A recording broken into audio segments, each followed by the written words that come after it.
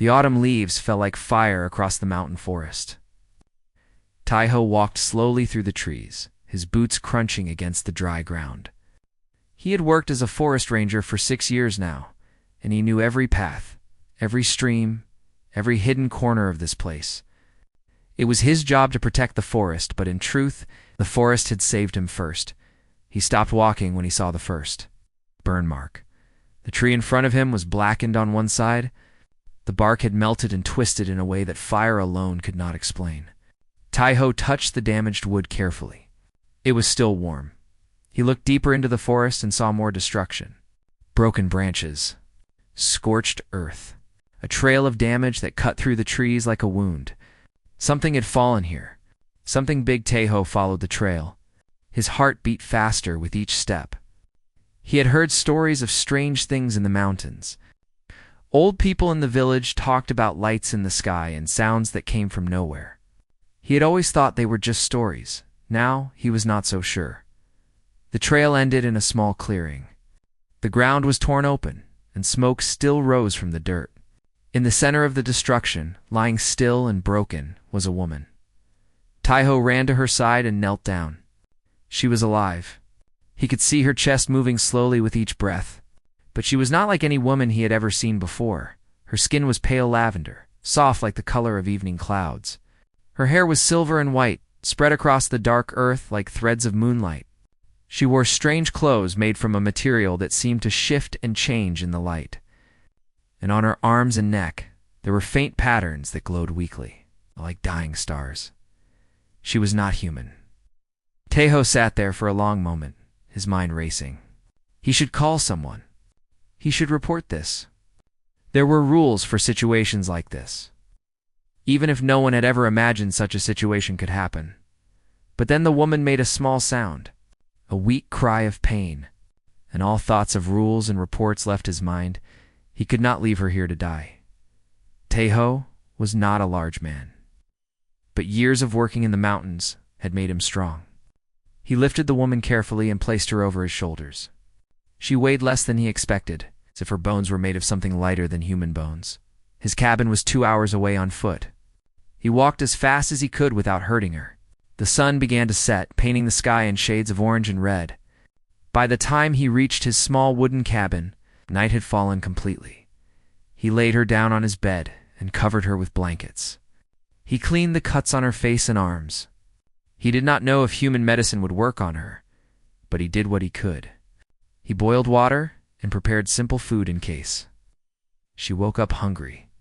Then he sat in the chair beside the bed and waited. She woke up 3 hours later, her eyes opened suddenly. And Taiho saw that they were silver, like polished metal reflecting light. She looked around the room with fear and confusion. When she saw Taiho, she pushed herself up and raised her hand toward him. Light gathered in her palm. It was bright and sharp, ready to strike. Taiho did not move. He did not run or scream or reach for a weapon. He simply raised both hands slowly and spoke in a calm voice. "It is okay," he said. "I am not going to hurt you." She did not understand his words. That was clear from the confusion in her eyes. But she seemed to understand his tone. The light in her hand flickered and died. Her arm fell to her side, and she collapsed back onto the bed. Too weak to fight, Taiho stood up slowly and walked to the small kitchen area. He poured a cup of water and brought it to her. She looked at the cup with suspicion. "Water," he said, pointing to the cup. He pretended to drink from it to show her it was safe. She took the cup with trembling hands and drank. She drank like someone who had not tasted water in days. When the cup was empty, she looked at him again. This time, there was less fear in her silver eyes. Taiho pointed to himself. "Taiho," he said slowly. "My name is Taiho." She stared at him for a moment. Then she pointed to herself and spoke a single word in a voice like wind through leaves. "Vela." Over the next few days, Taiho learned that Vela could learn languages faster than any human. By the second day, she could speak simple sentences. By the third day, she could have basic conversations. Her people, she explained, had the ability to absorb and understand new forms of communication quickly. It was necessary when traveling between worlds. But There were things she did not want to talk about. When Taiho asked where she came from, she grew quiet. When he asked how she ended up falling from the sky, her silver eyes filled with pain. On the fourth night, she finally told him one word: banished. Was cooking dinner when she said it. He stopped and turned to look at her. She was sitting by the window, staring out at the dark forest. The light from the fire made her lavender skin glow softly. Banished, he repeated. By who?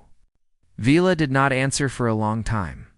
When she spoke, her voice was heavy with something that sounded like grief. My father. Taiho did not push her to say more.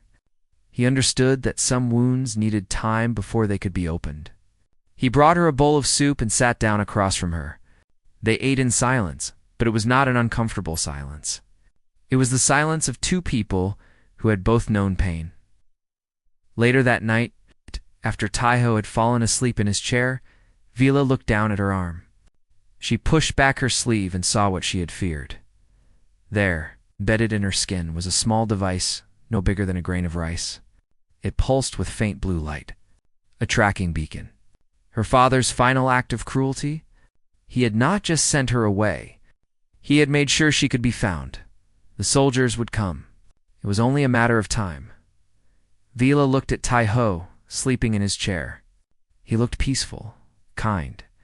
He had saved her life without asking for anything in return. In her world, such kindness did not exist. Everything had a price. Every action had a purpose. But this human had helped her simply because she needed help. She did not understand him. She did not understand this world. But as she watched him sleep, she made a decision. She would not let her problems become his death. When the soldiers came, she would face them alone. She just hoped she would be strong enough when that time arrived. Outside the cabin, the wind blew through the autumn trees, carrying with it the distant sound of something breaking through the atmosphere. Somewhere far above, hidden by clouds and darkness. Lights moved across the sky. They were coming. 1 week passed since Vila fell from the sky. Her wounds had healed quickly, much faster than human wounds would heal. The cuts on her face had disappeared completely, and the bruises on her body had faded to nothing. But there were other wounds inside her that did not heal so easily. Taiho watched her as she sat on the wooden porch of his cabin, looking up at the stars. She did this every night. She would stare at the sky for hours, her silver eyes searching for something he could not see. "Which one is your home?" he asked, sitting down beside her with 2 cups of tea. Vila took the cup and wrapped her hands around it, feeling the warmth. She pointed toward a cluster of stars in the eastern sky. "There," she said, "but you cannot see it from here. It is very far. What your people call light years. Many of them. Do you miss it?" Vela thought about the question for a long time before answering. "I miss what it should have been, not what it was." She began to tell him about her world that night. Her people called themselves the Lunari. They had lived among the stars for thousands of years, building an empire that spread across 12 star systems. They were powerful. They were advanced. They had technology that could destroy planets or create life from nothing. But they had lost something along the way. "We do not feel things like you do," Vila explained. "Emotion is seen as weakness. When a Lunary child is born, they are taught to control every feeling until nothing remains. Logic, strategy, power, these are the things that matter." "That sounds lonely," Taiho said quietly. Vila nodded. "It is, but I did not know it was lonely until I came here." She told him about her father, Emperor Gale. He was a cold man who had never shown her love or kindness. To him, Vela was not a daughter. She was a tool. A piece in a political game that stretched across the galaxy. "He arranged a marriage for me," Vela said, her voice growing hard. "A warlord from the outer systems. A man who had burned entire worlds to prove his strength. My father wanted an alliance with him. I was the price." "You refused," Taiho said. "It was not a question. I refused." Vila's hands tightened around her cup. "For the first time in my life, I refused. I told my father that I would rather die than belong to that monster. He was angry. More angry than I had ever seen him. He said I had shamed our family. He said I had proven myself unworthy of being Lunari. So he sent you here? What? He gave me a choice. Marry the warlord, or be exiled to an uncivilized world where I would live and die in silence. He thought I would be afraid. He thought I would choose the marriage. Vila smiled, but there was no happiness in it. I chose exile. Tai-Ho did not say anything for a while. He just sat beside her, looking up at the stars she had once called home. Finally, he spoke. You were brave. Vela looked at him with surprise. Brave? I was thrown away like garbage. I have no power here. No status. No future. How is that brave? You chose yourself, Tai-Ho said simply. You could have taken the easy path, the safe path. But you refused to become someone else's property. You refused to let them decide who you are. That is brave. Something shifted in Vila's chest. A feeling she did not have a name for. Among her people, no one had ever told her she was brave. No one had ever told her that her choice mattered. You are strange, she said softly. Your people live such short lives. You have no power in the galaxy. You cannot even leave your own planet. And yet you speak as if you understand things that my people have forgotten. Tai-Ho smiled sadly. Maybe that is because we know our time is short. We cannot waste it being cold. He told her about his own pain that night. He told her about his younger sister, Yuna. She had been only 17 when she disappeared in these same mountains. The search teams had looked for weeks, but they never found her. Not her body. Not any sign of what happened. It was 8 years ago, Tai-Ho said. I became a ranger after that. I told myself it was to protect the forest. But really, I think I was still looking for her. Vila studied his face. She could see the old grief there, hidden beneath his calm expression. It confused her. Why do you still hurt? She asked. It has been many years. Among my people, we would simply accept the loss and move forward. Holding on to pain serves no purpose. Tai-Ho was quiet for a moment. Then he answered in a voice that was gentle but firm, because she mattered. The pain I feel is proof that she was real, that she existed, that she was loved. If I stopped hurting, it would mean I had forgotten her, and I do not want to forget. Vila felt something break inside her. A wall she had built long ago when she first learned that feelings were weakness. Tears formed in her silver eyes. She did not know why she was crying. Lunari did not cry, but she cried now. Tai-Ho did not say anything. He simply moved closer and put his arm around her shoulders. He held her while she wept for all the things she had never been allowed to feel. For her mother, who had died when Vela was young. For her childhood, which had been stolen by duty. For the princess she had been forced to become. When her tears finally stopped, she felt lighter somehow. Empty, but in a good way. Like a wound that had been cleaned. I need your help, she said quietly. There is a device in my arm, a tracking beacon. My father placed it there before he sent me away. His soldiers will use it to find me. Tai-Ho looked at her arm. He could see the faint glow beneath her skin. Can you remove it yourself? I tried, but I am not skilled in such things, and I cannot see what I am doing. Tai-Ho stood up and went inside the cabin. He returned with a small medical kit, a knife, and a bottle of alcohol. He sterilized the knife over a flame and cleaned his hands carefully. This will hurt, Vila nodded. I know. She held out her arm, and Tai-Ho began to work. His hands were steady and sure. He had done this kind of work before, removing thorns and splinters from injured hikers, stitching cuts from accidents in the forest. This was different, but the principle was the same. Vela did not make a sound as he cut into her skin. She watched his face instead. His eyes were focused, careful, filled with concentration. He was trying so hard not to hurt her. After a few minutes, he held up a tiny device between his fingers. It pulsed with dying blue light. Got it, he said. But as he looked at the device, his face grew pale. What is wrong? Vela asked. The light, Tai-Ho said slowly. It was brighter before. I think it was sending a signal. Vila's blood went cold. They know where I am. As if to answer her words, a distant sound came from the sky. a low rumble that grew louder with each passing second. Taiho looked up through the window and saw lights moving through the clouds, ships coming down fast. "They are here," Vila whispered. "They are already here." The hunt had begun. The ships descended through the night sky like metal birds made of shadow. There were 3 of them, small and fast, designed for hunting. They landed somewhere beyond the eastern ridge, their engines screaming before falling silent. Taiho grabbed his backpack and began filling it with supplies. Water bottles, dried food, a first aid kit, rope, a hunting knife. He moved with the speed of someone who knew exactly what to do in a crisis. "We need to go," he said. Now, Vela stood frozen by the window, watching the distant lights. "You should not come with me. These are Lunari soldiers. They will kill you without hesitation." "Then we should not let them catch us. You do not understand." Vela turned to face him, her silver eyes wide with fear. "I am not worth dying for. I am an exiled princess with no power and no future. Just let me go. I will lead them away from here." Taiho stopped packing and looked at her. His expression was calm but firm. "I am not letting you face them alone. I did not save you just to abandon you now." "Why?" Vila demanded. "Why do you care what happens to me? We are not family.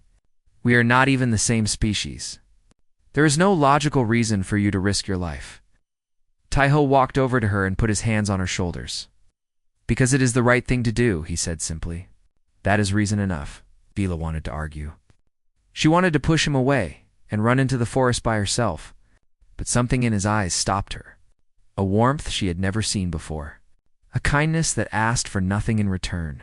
She nodded silently. They left the cabin together.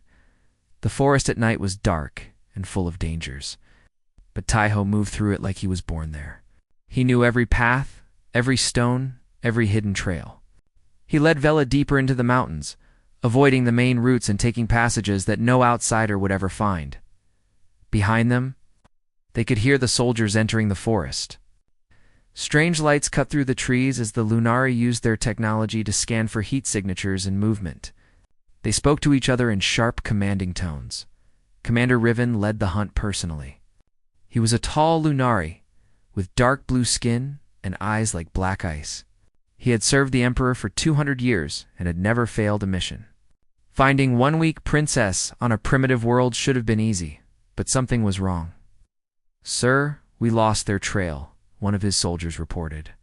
"The terrain is interfering with our scanners." Riven looked at the thick forest around them with disgust. "This planet is chaos.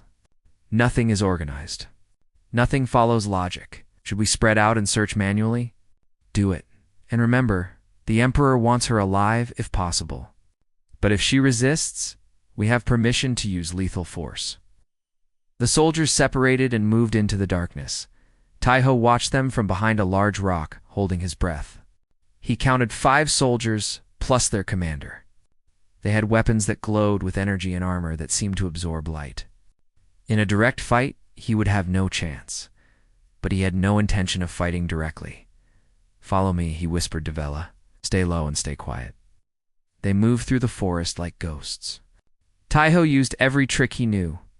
He walked on stones to avoid leaving footprints. He moved when the wind blew to hide the sound of his steps. He took paths that went through water, knowing it would confuse any tracking technology. When one soldier got too close, Taiho quickly set a simple trap. A rope stretched between 2 trees at ankle height. The soldier walked right into it and fell hard, crashing into a thorny bush. By the time he recovered, Taiho and Vela were already far away. Another soldier chased them toward what looked like a clear path through the trees. But Taiho knew this area well. The ground there was soft and wet from an underground spring. The soldier stepped onto it and immediately sank up to his knees in mud. His heavy armor only made him sink faster. "How are you doing this?" Vela whispered as they ran. "I know this forest," Taiho replied. "It is my home. They are just visitors." Vila looked at him with new respect. She had seen Lunari generals and admirals command great armies across the stars. She had watched battles that destroyed moons and shattered planets. But she had never seen anything like this. One human, with no weapons and no technology. was defeating soldiers from the most powerful empire in the galaxy, not through strength. Through knowledge, through patience, through understanding the world around him, they ran for hours, climbing higher into the mountains. The air grew colder and the trees grew thinner. Taiho led them to a place he had discovered years ago while searching for his sister. A deep cave system, hidden behind a waterfall. "In here," he said. Pulling back the curtain of falling water, they entered the cave and collapsed against the cold stone walls, exhausted.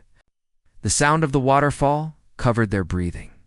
No scanner would be able to detect them through the rock and water for now. They were safe. Vela sat in the darkness, trying to catch her breath. Her body ached from running, and her mind was spinning with everything that had happened. "Thank you," she said quietly. Taiho shook his head. "Do not thank me yet. They will not give up easily, and there will be more of them soon." "I know." Vela's voice grew heavy. "Commander Riven will call for reinforcements. My father will send more ships, more soldiers. They will burn this entire forest to find me if they have to, and we need to find a way to stop them. Not just run." Vela laughed bitterly. "They have technology that can destroy cities. They have weapons that can cut through mountains. What can we possibly do against that?" Taiho was quiet for a moment. Then he spoke. "When I was young, my grandfather told me a story. He said that during the war his village was attacked by enemies with tanks and guns. The villagers had nothing, just farming tools and knowledge of the land. But they won. Do you know why?" Vela shook her head. "Because the enemies did not know the land. They did not know where the rivers flooded or where the ground would collapse. They did not know which paths led to cliffs and which led to safety. The villagers used everything they had, and they survived. You think we can do the same?" "I think we have to try." Outside the cave, Commander Riven stood at the edge of a cliff, looking down at the dark forest below. 2 of his soldiers had been injured. 2 more were lost somewhere in the wilderness. 1 princess and 1 human had made fools of them all. He activated his communicator and sent a message. Directly to Emperor Gale. "My lord, the princess is proving more difficult to capture than expected. She has allied herself with a native. They know this terrain better than we do."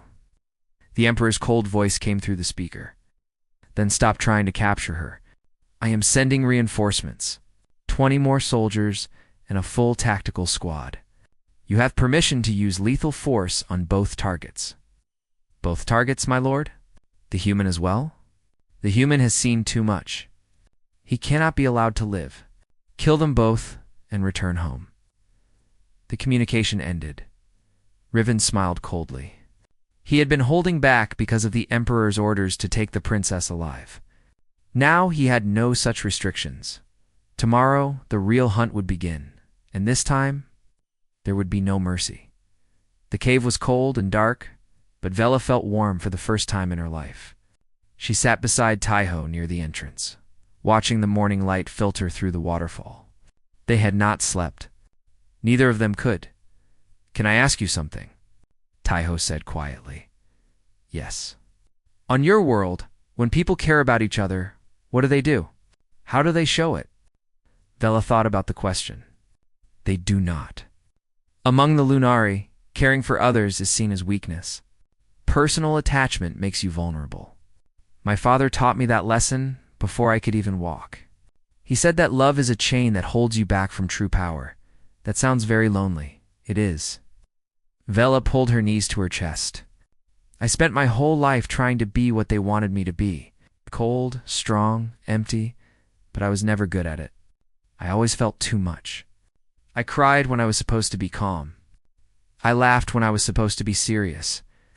My tutors said I was defective, broken." Taiho turned to look at her. His brown eyes were soft with understanding. "You're not broken," he said firmly. "You are the most alive person I have ever met, Lunari or human." Something sparked in Vela's chest, a warmth that spread through her whole body. She had never felt anything like it before. "Among your people," she asked slowly, "when someone cares for another person very much, what do they do?" Taiho smiled a little. "Many things. They spend time together. They help each other. They share their pain and their joy." He paused. Sometimes when two people feel a special connection, they kiss. Kiss. They press their lips together. It is a way of showing affection, trust, love. Vela had seen this gesture on the small screen of Taiho's phone. She had watched human movies and videos during her recovery, trying to understand this strange species. She had seen people kiss many times, but had never understood what it meant. Until now. She leaned toward Taiho slowly. He did not move away. Their lips met gently, softly, like two leaves touching in the wind. It was awkward and uncertain and completely imperfect. It was the most beautiful thing Vela had ever experienced. When they separated, Taiho's face was slightly red. Vela smiled. "Was that correct?" she asked. Yes, he said quietly. That was correct. They sat together in comfortable silence for a while. But both of them knew they could not stay hidden forever. The soldiers were out there, searching, and more were coming. "I have a plan," Taiho said finally. "But it is dangerous. Tell me." "There is a valley on the other side of this mountain. The forest there is very dry this time of year. If we can lead the soldiers into that valley, I can start a fire, a controlled burn. It will create chaos and cut off their escape routes." Vela's eyes widened. "You want to use fire as a weapon?" "Fire is one of the oldest tools humans have. We learned to control it thousands of years ago. It saved us. It built our civilization. And now it can save us again. But will it work against their technology? Their technology is designed for space battles and city sieges. It is not designed for a forest fire in a narrow valley with no escape. Trust me." Vela thought about it. The plan was insane. It was dangerous. It went against everything the Lunari believed about proper warfare, but it was also brilliant. "What do I need to do?" she asked. "You need to draw them out. Let them see you. Lead them into the valley while I prepare the fire. When the time is right, I will give you a signal. Then you run, and you—" Taiho smiled grimly. "I will be fine. I know how to move through fire. I have done it many times during burn seasons." The plan was set. Vela stepped out of the cave an hour later, walking openly down the mountain slope. It did not take long for the soldiers to find her. Their scanners picked up her heat signature immediately. Commander Riven led the chase personally. He had 20 fresh soldiers now, all armed with the best weapons the Lunari Empire could provide. He was done playing games. "Princess Vela," he called out as his soldiers surrounded her at the edge of the valley. "Your father's patience has ended. Surrender now, and I will make your death quick. Resist, and I will make it slow." Vela stood tall, her silver eyes blazing with defiance. "I will never surrender. Not to you. Not to my father. Not to anyone." Riven laughed coldly. "You have spent too much time with these humans. You have become weak like them. Emotional. Pathetic. You're wrong." Vela's voice rang out clear and strong. "Humans are not weak. They live short lives, so they waste nothing. They feel pain, so they understand compassion. They know they will die, so they fight for every single moment." She stepped forward, and light began to gather around her hands. "You call them primitive, but they have something your empire lost long ago. They have heart. They have courage. They refuse to surrender, even when they cannot win. That is not weakness, Commander. That is strength beyond anything your cold, empty people could ever understand." Evren's face twisted with anger. "Kill her. Kill her now." The soldiers raised their weapons, but before they could fire, the forest around them exploded into flames. Taiho had done his work perfectly.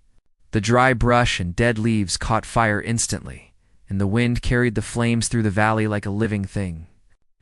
Within seconds, the entire area was filled with smoke and heat. The Lunari soldiers panicked. Their armor was designed to protect against energy weapons and physical attacks, but it did nothing against fire. Their scanners went blind in the heat. Their formation collapsed as each soldier tried to escape the inferno. Vela saw Taiho's signal. A flashlight blinking 3 times from the ridge above. She ran toward it, using her light powers to clear a path through the flames. Riven chased after her, his armor smoking, and his face twisted with rage. "You will not escape," he screamed. But Vela was faster. She reached the ridge where Taiho was waiting.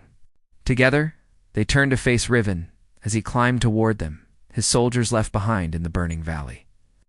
"It is over," Vela said. "Your army is gone. Your mission has failed." Riven pulled out his weapon, but before he could fire, Taiho threw a rock with perfect aim. It struck Riven's hand, and the weapon went flying over the cliff. Riven lunged at them with bare hands, but Vela was ready. She released all the light she had been gathering, a blinding flash that sent Riven stumbling backward. He lost his footing on the edge of the cliff and fell, crashing onto the rocks below. He did not get up. Vela collapsed to her knees, exhausted. Taiho knelt beside her and held her close. "It is over," she whispered. "We won." But even as she said the words, Riven's communicator crackled with the Emperor's voice. "Commander Riven, report. What is happening?" There was no response. "Riven, respond immediately." Still nothing. Then the Emperor spoke again, his voice colder than ice. "The princess has chosen humanity. Send the fleet." Vela and Taiho looked at each other, knowing that their fight was far from over. The Emperor himself was coming. 1 month had passed since the battle in the valley. The burned forest was slowly recovering, tiny green shoots pushing up through the blackened earth. Life always found a way to return. Vela stood on the porch of Taiho's cabin, watching the sunrise paint the mountains in shades of gold and pink. She had watched many sunrises on many worlds, but none had ever been as beautiful as this. The cabin had become her home now. She had learned to cook simple human food, though she still burned the rice sometimes. She had learned to read Korean, though the alphabet still confused her. She had even learned to laugh without feeling ashamed of the emotion. Taiho had taught her how to live. Truly live, for the first time in her existence. But she knew it could not last forever. The message had arrived 3 days ago, transmitted through a small device that Riven had dropped during the battle. Emperor Gale had sent a fleet to Earth, 12 ships, carrying enough firepower to destroy the entire planet. But they had not attacked. They were waiting. The Emperor wanted to meet. "You do not have to go," Taiho said, standing beside her. "Yes, I do." Dela took his hand in hers. "He is my father, and he has the power to kill everyone on this world. I need to face him. Then I am coming with you." Vela smiled sadly. "I was counting on that." They hiked to the mountain summit together, where Vela had agreed to meet the Emperor.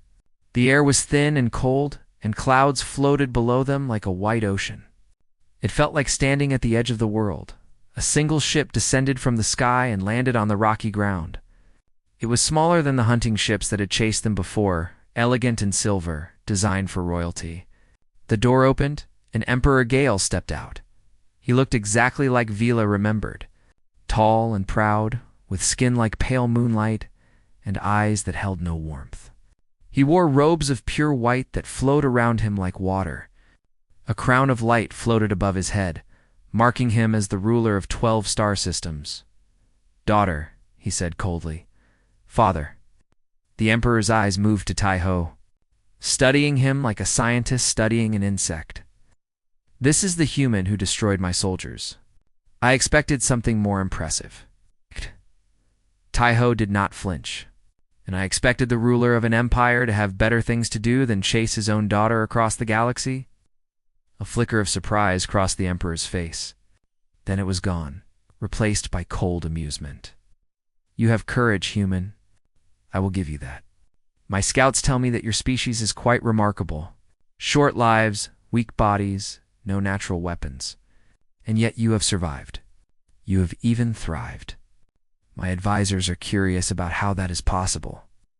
"Maybe because we have something worth fighting for," Taiho replied.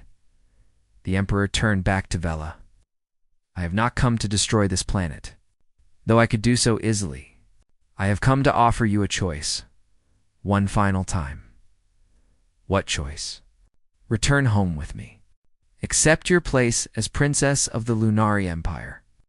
The warlord you were meant to marry is dead, killed in a border conflict last month. You would not need to fulfill that arrangement. You could rule at my side as my heir." All would be forgiven. Vila felt the weight of his words. She could return. She could reclaim everything she had lost. Power, status, her place among the stars. Part of her had dreamed of this moment during those long nights in the cabin. But then she looked at Taiho. She saw the kindness in his eyes, the warmth she had never felt among her own people, the love that asked for nothing in return. No, the word came out strong and clear. The Emperor's eyes narrowed. You would choose this primitive world over the greatest empire in the galaxy. You would choose this short-lived human over your own blood? Yes. Vila stepped closer to Taiho and took his hand. I would choose him. I would choose this world.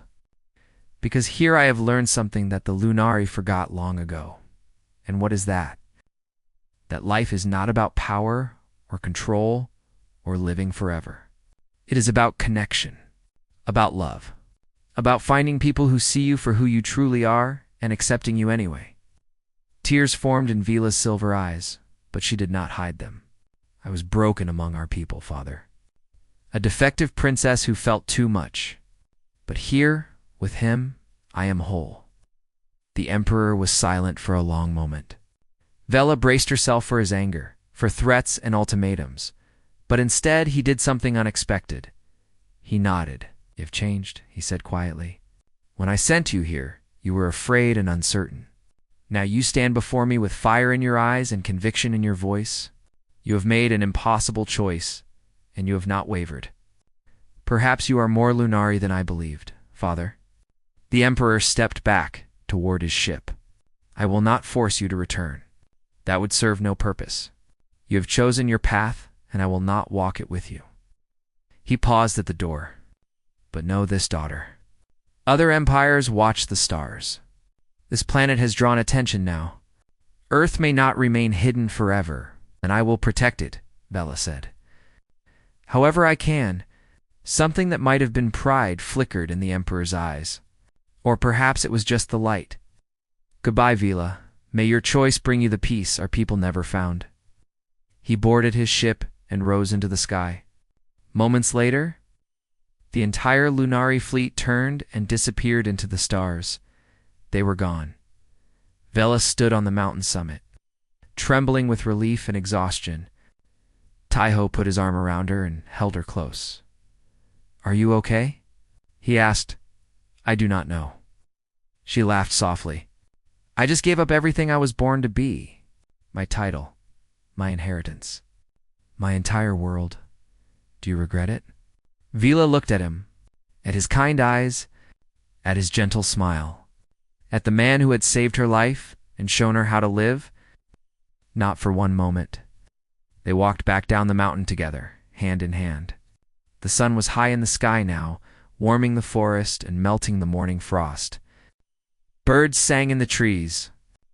Somewhere in the distance, a stream whispered over smooth stones. When they reached the cabin, a familiar figure was waiting on the porch. Hannah, Taiho's colleague from the ranger station, stood with her arms crossed and her eyebrows raised very high. She had been away on training for the past month and had clearly come to check on her friend. Taiho, she said slowly, staring at Vila's lavender skin and silver eyes. Do you want to explain why there is a purple woman standing in your cabin? Taiho laughed. It is a long story. I have time. They went inside together, and Taiho began to make tea while Vila tried to explain her presence without causing Hannah to faint. It did not work perfectly. There was some screaming, but eventually, Hannah calmed down enough to accept that aliens were real and that her friend was apparently dating one. While Hannah said finally, taking a long drink of tea, I suppose stranger things have happened. Have they? Taiho asked. No, not really. This is definitely the strangest thing. That night, Vela stood on the porch again, watching the stars. But this time, she was not searching for her old home. She was looking at her new one. Taiho came to stand beside her. Oh, what do we do now? She asked. He smiled and took her hand. One day at a time, Vela leaned against him, feeling warm and safe and loved. She had crossed galaxies to find a home.